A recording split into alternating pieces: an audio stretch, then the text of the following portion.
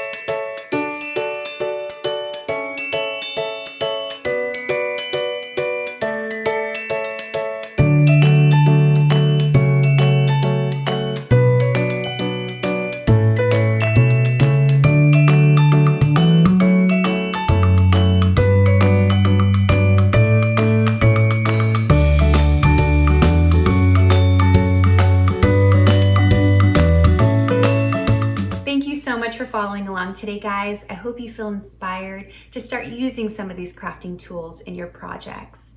All of the tools are available on Clover's website, as well as many tutorials to showcase how to use them. Until next time, happy crafting.